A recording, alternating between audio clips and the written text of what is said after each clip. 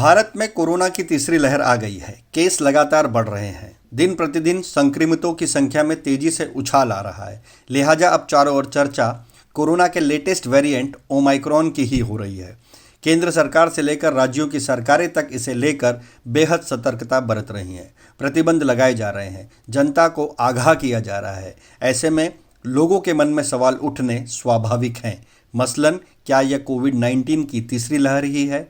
क्या यह नया ओमाइक्रॉन वेरिएंट डेल्टा से ज़्यादा घातक है? इसके सिम्टम्स क्या हैं? बचाव के उपाय क्या हैं? और इन सब में सबसे महत्वपूर्ण यह कि क्या यह देश को फिर एक बार लॉकडाउन की दिशा में ले जा रहा है? इन सभी प्रश्नों का उत्तर जानने के लिए इस वीडियो को आखिर तक जरूर देखिएगा। वीडियो के अंत में मैं ओमाइक्रॉन को लेकर एक बेहद महत्वपूर्ण अलर्ट भी साझा करने वाला हूं। चलिए तो सबसे पहले जान लेते हैं कि भारत में ओमाइक्रॉन वेरिएंट से क्या हालात पैदा हुए हैं। ओमाइक्रॉन या जिसे लोग ओमिक्रॉन वेरिएंट भी कहते हैं, उसकी देश में ताज़ा स्थिति क्या है। यूनियन हेल्थ मिनिस्ट्री के आंकड़ों के अनुसार मुंबई, दिल्ली और कोलकाता जैसे बड़े शहरों में ओमाइक्रॉन का प्रभाव ज़्यादा देखा जा रहा है। साथ ही देश के 23 राज्यों और केंद्र शासित प्रदेशों में भी इसके मामले देखने को मिल रहे हैं, जबकि कुछ अनट्रेसेबल भी हैं। केंद्र सरकार मान रही है कि यह देश में कोविड की तीसरी लहर ही है, इसलिए यह हम पर न केवल स्वास्थ्य के आधार पर बल्कि आर्थिक आधार पर भी चोट पहुंचा सकती है। जान लीजिए कि इसे लेकर अब तक राज्यों की सरकारों ने क्या कदम उठाए हैं। महाराष्ट्र में नाइट कर्फ्यू के अलावा धारा 144 भी लागू है। रेस्तरां, जिम, सिनेमा हॉल को 50% कैपेसिटी के साथ खोलने की इजाज़त है। महाराष्ट्र सरकार ने संक्रमण पर काबू रखने के लिए तमाम कड़े दिशा निर्देश जारी किए हैं। दिल्ली में भी नाइट कर्फ्यू के साथ येलो अलर्ट लागू है। जिम, सिनेमा बंद है। शादी समारोह में लिमिट है। बस और मेट्रो में भी लोगों की लिमिट है। स्कूल बंद हैं। कुछ बाजार भी बंद किए गए हैं। बड़े पैमाने पर चालान काटे जा रहे हैं। दिल्ली में कोविड प्रोटोकॉल का पालन नहीं करने वाले दुकानदारों पर उनकी दुकानें सील करवाने की नौबत आ रही है। मध्य प्रदेश उन राज्यों में है जहां ओमाइक्रॉन के मद्देनज़र सबसे पहले नाइट कर्फ्यू लागू किया गया था। नाइट कर्फ्यू राजस्थान में भी लागू है। यहां धरने, प्रदर्शन, राजनीतिक रैलियों, मेलों और शादियों में लोगों की संख्या घटाकर 100 कर दी गई है। जयपुर में कक्षा 1 से 8 तक के स्कूल बंद कर दिए गए हैं। हरियाणा में भी नाइट कर्फ्यू लागू है। स्कूल कॉलेजों को 12 जनवरी तक बंद कर दिया गया है। सरकार ने स्पष्ट कर दिया है कि बाजार 5 बजे के बाद नहीं खुल पाएंगे। जो लोग या संस्थाएं नियमों का उल्लंघन करेंगे उनका भी चालान किया जाएगा। गोवा में 26 जनवरी तक स्कूल और कॉलेज बंद कर दिए गए हैं। पश्चिम बंगाल में भी सभी शिक्षण संस्थान बंद कर दिए गए हैं। दिल्ली, मुंबई से आने वाली फ्लाइट भी पाबंदियों के दायरे में है। वहां आंशिक लॉकडाउन जैसी स्थिति बन चुकी है। सार्वजनिक स्थलों पर जाना प्रतिबंधित कर दिया गया है। स्पा, सलून, एंटरटेनमेंट पार्क में जाना भी प्रतिबंधित है। छत्तीसगढ़, उड़ीसा से लेकर कर्नाटक तक इसके मामले देखे जा रहे हैं, इसलिए तमाम राज्यों में सतर्कता के कदम उठाए जा रहे हैं। नॉर्थ ईस्ट के असम समेत सभी राज्यों में सख्त दिशा निर्देश जारी किए गए हैं। उत्तर प्रदेश, उत्तराखंड, ओडिशा, मिजोरम, कर्नाटक समेत देश के अधिकांश राज्यों में रात का कर्फ्यू लागू हो चुका है। जमावबंदी के निर्देश दिए गए हैं। कई राज्यों ने वर्क प्लेस पर कर्मचारियों की संख्या आधी करने के निर्देश दिए हैं। केरल और तमिलनाडु से लेकर बिहार तक कोविड-19 के मामलों में वृद्धि और उससे बचने की उपाय योजनाएं लागू हो रही हैं। पंजाब में भी ओमाइक्रॉन के केस दिख रहे हैं, लेकिन वहां की सरकार का कहना है कि अभी नाइट कर्फ्यू की जरूरत नहीं है। देश में अदालतों समेत कई संस्थानों ने अपनी कार्रवाई, अपना कामकाज फिर से ऑनलाइन कर दिया है। सरकारी व निजी संस्थानों में रिस्ट्रिक्शन आ रहे हैं। बाजार में भीड़ न बढ़े और लोग बेवजह बाहर न निकले, इसे लेकर भी दिशा निर्देश जारी किए गए हैं। केंद्र सरकार भी लगातार राज्य सरकारों को इस बारे में सूचनाएं दे रही है और इसके लिए कड़ाई से उपाय करने को कहा जा रहा है। ऐसे में सवाल ये उठता है कि क्या ओमाइक्रॉन को लेकर भविष्य में राज्य सरकारें और भी कड़े कदम ले सकती हैं या फिर देश में लॉकडाउन लग सकता है। तो जानकार कहते हैं कि इसकी संभावना से इनकार नहीं किया जा सकता है। हालांकि इसकी संभावना फिलहाल तो कम ही नज़र आ रही है, क्योंकि डॉक्टरों का कहना है कि ओमाइक्रॉन के मरीजों को न ऑक्सीजन सपोर्ट की ज़रूरत पड़ रही है, न ही आईसीयू की, यानी वो सामान्य हालत में ही ठीक हो रहे हैं। संक्रमित आसानी से रिकवर हो रहे हैं। अब तक के डेटाबेस के मुताबिक डेल्टा वेरिएंट की तुलना में ओमाइक्रॉन माइल्ड पाया जा रहा है। सारे मरीज रूम के नॉर्मल ऑक्सीजन पर ही रिकवर हो रहे हैं। इससे संक्रमण के बाद मरीजों में गंभीर लक्षण देखने को नहीं मिल रहे हैं, जबकि डेल्टा से संक्रमित मरीजों में सांस से जुड़ी समस्या के साथ साथ कई गंभीर लक्षण देखने को मिल रहे हैं।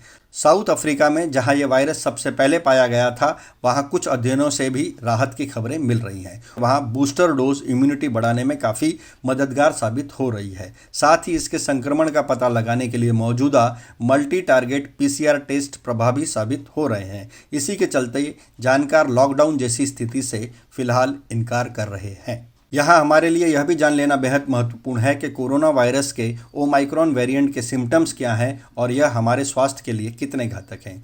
क्या ओमाइक्रॉन कोरोना की दूसरी लहर यानी डेल्टा के कहर से ज़्यादा घातक साबित हो सकता है? तो ओमाइक्रॉन वेरिएंट से जुड़े अधिकांश लक्षण कोविड के पुराने वेरिएंट के समान ही हैं। हालांकि ओमाइक्रॉन से संक्रमित लोगों में कुछ नए लक्षण भी सामने आए हैं, जो कि पूरी तरह से वैक्सीनेटेड लोगों में भी दिख रहे हैं। इससे संक्रमित मरीजों में हल्के और सामान्य लक्षण देखे जा रहे हैं।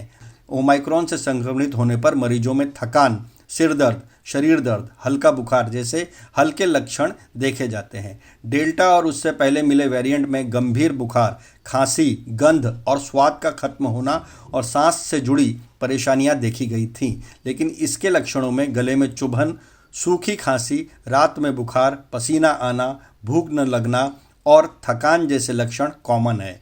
अब तक बताए गए सामान्य लक्षणों में गंध और स्वाद के बिगड़ने के कोई खास संकेत नजर नहीं आए हैं। इससे संक्रमित लोगों में जोड़ों के दर्द, दस्त, उल्टी आना, त्वचा पर दाने, उंगलियों का रंग बदलना भी इसके लक्षण माने जा रहे हैं। आंखों का लाल होना भी इसका लक्षण बताया जा रहा है। इसके सामान्य लक्षणों में सर्दी, जुकाम और खांसी नजर आते हैं। इसमें गले में खराश, नाक बहने और बार बार छींक आने जैसे सामान्य फ्लू के लक्षण भी दिख रहे हैं। ठंड लगने जैसे लक्षण भी नजर आ सकते हैं। ऐसे में यह सवाल उठना स्वाभाविक है कि जब ओमाइक्रॉन वायरल बुखार जैसा है या इसका संक्रमण बहुत हल्का है, तो देश भर के राज्यों में अलग अलग किस्म की पाबंदियां क्यों लागू की जा रही हैं, वो भी तब जब प्रधानमंत्री नरेंद्र मोदी के दावे के अनुसार 90% एलिजिबल लोगों को कोरोना वैक्सीन की पहली डोज लग चुकी है, जबकि 75% लोगों को दूसरी डोज भी लग चुकी है। उस पर 3 जनवरी से 15 से 18 साल के बच्चों को भी कोरोना वैक्सीन दी जाने लगी है।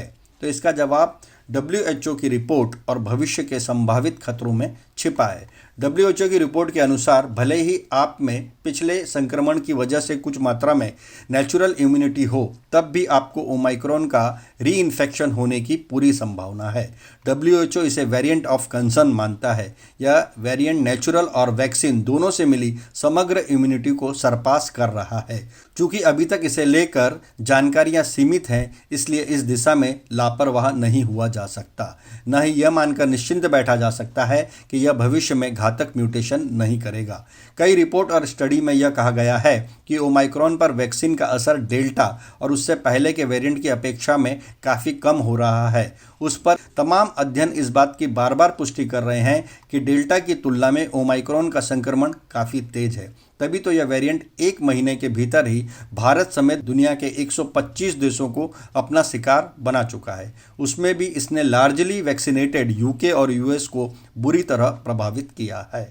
विश्व स्वास्थ्य संगठन के चीफ ने कहा है कि डेल्टा और ओमाइक्रॉन वेरिएंट कोरोना की सुनामी ला रहे हैं। अभी भी उम्मीद है कि 2022 में दुनिया सबसे खराब महामारी को भी पीछे छोड़ देगी। शीर्ष अधिकारियों ने आगाह किया कि अभी शुरुआती आंकड़ों से आश्वस्त होना जल्दबाजी होगी कि ओमाइक्रॉन मामूली है। लिहाजा हमें यहाँ यह भी समझना बेहद जरूरी है कि ओमाइक्रॉन का प्रभाव आखिर क्यों गहरा रहा है। इसके लिए आपको डेल्टा और ओमाइक्रॉन में अंतर जानना बेहद जरूरी है। डेल्टा के स्पाइक प्रोटीन में वैज्ञानिकों ने 18 म्यूटेशन की खोज की थी, लेकिन ओमाइक्रॉन में 30 से ज़्यादा म्यूटेशन होते हैं। कई वैज्ञानिक और शोध इसकी पुष्टि कर चुके हैं। इसी की वजह से ओमाइक्रॉन के मामले डेल्टा की तुलना में बहुत तेजी से बढ़ रहे हैं। देश में 2 से 3 सप्ताह पहले कुल कोविड मामलों में ये लगभग 2% थे, फिर कुछ दिन पहले 30% तक पहुंचे और अब ये 60% के करीब है। इसलिए अगर किसी में भी इनमें से कोई भी लक्षण है तो उसे तुरंत कोविड टेस्ट करवाना चाहिए, क्योंकि विशेषज्ञों का यह भी कहना है कि ओमाइक्रॉन पुराने वेरिएंट की तुलना में ऊपरी श्वसन तंत्र को प्रभावित करता है। यह सांस के रास्ते को बहुत अधिक प्रभावित करता है। इसके गंभीर लक्षणों में सांस लेने में तकलीफ यानी ब्रीदिंग प्रॉब्लम, बोलने या चलने में दिक्कत, भ्रम या सीने में दर्द की शिकायत होती है। इसलिए इससे पीड़ित लोगों को तुरंत परीक्षण करवा लेना चाहिए। अब जान लेते हैं कोरोना का यह वेरिएंट कहां तक कहर मचा सकता है, हमें किस हद तक प्रभावित कर सकता है।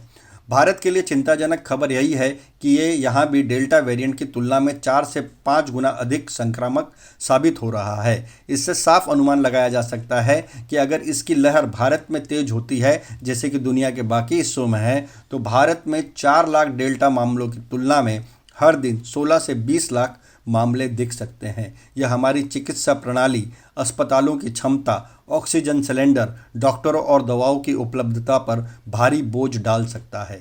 आपको बता दूं कि इस वर्ष अप्रैल मई में भारत में कहर मचाने वाले डेल्टा वेरिएंट से संक्रमितों के 100 में से 6 मरीजों को अस्पताल में भर्ती होने की आवश्यकता होती थी। इस आधार पर यह भी मान लें कि ओमाइक्रॉन के मामले में यह आंकड़ा आधा यानी 3 का भी रहे, तब भी इसके 4 से 5 गुना अधिक संक्रमण से वो काफ़ी बड़ा हो सकता है, जो देश की स्वास्थ्य क्षमता को तहस नहस करने के लिए काफ़ी है। इसलिए यहाँ महत्वपूर्ण यही है कि इससे बचाव के लिए हमें उपयुक्त उपाय करने चाहिए। लिहाजा जिस किसी ने अभी तक एंटी कोरोना वायरस वैक्सीन की डोज नहीं ली है, वो इसे तुरंत ले ले। वो जिस किसी डोज के लिए पात्र हो उसे वह तुरंत ले लेनी चाहिए। ओमाइक्रॉन से लड़ाई के लिए सबसे बेहतर विकल्प सिर्फ आपकी वैक्सीन की इम्यूनिटी और आपकी नेचुरल इम्यूनिटी ही है। हालांकि यह इसे सरपास कर रहा है, फिर भी यह काफ़ी हद तक आपको सुरक्षित करती है। किसी भी अफवाह के प्रभाव में आए बिना आपको तुरंत वैक्सीन ले लेनी चाहिए। ऐसे गंभीर समय के दौरान जब ओमाइक्रॉन जंगल की आग की तरह फैल रहा है, बीमारी को रोकने पर ध्यान देना जरूरी है। यह आवश्यक है कि आप सतर्क रहें, इससे बचाव के सभी आवश्यक कदम उठाएं, अपने मास्क नियमित रूप से पहनें, हाथों की उचित स्वच्छता बनाए रखें, भीड़ के साथ न मिलें और उपरोक्त किसी भी लक्षण से सावधान रहें। तुरंत जांच कराएं और खुद को आइसोलेट करना न भूलें। इसलिए यहाँ सवाल उठता है कि इससे निपटने के लिए सरकारी स्तर पर कहाँ तक तैयारियाँ हैं और हमारे अस्पताल और हेल्थ सिस्टम इसके लिए किस हद तक तैयार हैं। तो इसे लेकर देशवासी निश्चिंत रह सकते हैं, क्योंकि डेल्टा के बाद से इस मामले में देश में हेल्थ इंफ्रास्ट्रक्चर में काफ़ी सुधार देखा गया है। परंतु इसका यह अर्थ बिल्कुल नहीं है कि लोग इसके प्रति लापरवाह हो जाएं। लिहाजा इस वेरिएंट के कुछ महत्वपूर्ण मुद्दों पर भी ध्यान दें। साउथ अफ्रीका में एक अध्ययन से पता चला है कि इस वायरस से बच्चों पर हॉस्पिटलाइजेशन का खतरा 20% अधिक रहता है। एक अन्य अध्ययन बताता है कि ओमाइक्रॉन के संक्रमण का खतरा 20 से 29 आयु वर्ग के युवाओं पर अधिक रहता है। कुल मिलाकर दक्षिण अफ्रीका से आया ओमाइक्रॉन हमारे लिए निश्चित ही चिंता का विषय है। इसलिए मैंने पिछले 1 महीने में इस विषय पर 5 से 6 अलग अलग वीडियो बनाए हैं, जिन्हें देखना आपके लिए बेहद जरूरी है। इन वीडियोस में ओमाइक्रॉन को लेकर शुरुआत से लेकर अब तक की सारी जानकारियां हैं और इससे बचाव के उपाय भी सुझाए गए हैं। इन सभी वीडियोस की लिंक डिस्क्रिप्शन में भी दी गई है।